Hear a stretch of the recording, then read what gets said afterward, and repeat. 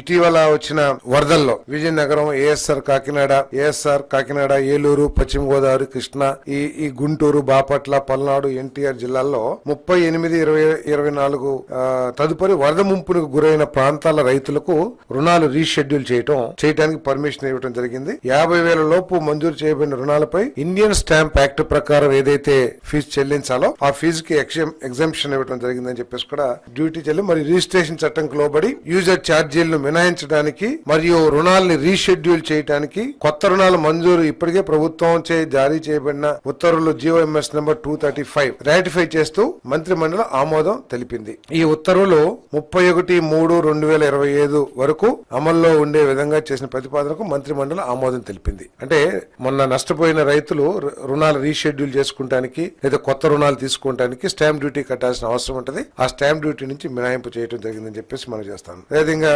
24-25 ఏడాదిలో కొనసాగుతున్న వరి సేకరణ కార్యకలాపాలకు అనుగుణంగా Andhra Pradesh state cooperative marketing federation కి 1000 కోట్ల అదనపు రుణాన్ని జాతీయ సహకార అభివృద్ధి సంస్థ నుండి పొందేందుకు గాను ప్రభుత్వ హామీని పొడిగించడంతో పాటు నేషనల్ కోఆపరేటివ్ డెవలప్మెంట్ కార్పొరేషన్ నుండి రాష్ట్ర పౌర సరఫరాల కార్పొరేషన్ లిమిటెడ్ కు బదిలీ చేసేందుకు చేసిన ప్రతిపాదన మంత్రి మండలి ఆమోదం తెలిపింది. దీని మూలంగా ఎప్పుడూ లేని విధంగా కొంతమంది రైతులకు ధాన్యం సరఫరా చేసిన 6-7 గంటల్లో కూడా సొమ్ము చెల్లించిన ప్రభుత్వం ఈ కూటమి ప్రభుత్వం అని చెప్పేసి మనం చేస్తా ఉన్నాను. నేను ముఖ్యమంత్రి గారు అయితే ఇన్స్టెంట్ పేమెంట్ ఇవ్వడానికి ఏమైనా అవకాశాలు ఉన్నాయేమో, రైతు పండించిన ధాన్యాన్ని రైస్ మిల్లు అన్లోడ్ చేయగానే దానికి సంబంధించిన డాక్యుమెంట్స్ జనరేట్ కాగానే అక్కడికక్కడే పేమెంట్ ఇచ్చే అవకాశాలను కూడా పరిశీలించమని చెప్పేసి ముఖ్యమంత్రి గారు చెప్పడం జరిగిందని చెప్పేసి కూడా, అంటే రైతులకి ఏ విధంగా అండగా నిలబడాలి అనే విషయంలో ఈ ప్రభుత్వం ఎంత చిత్తశుద్ధితో ఉందో దీని ద్వారా తెలుస్తుందని చెప్పేసి మనం చేస్తాను.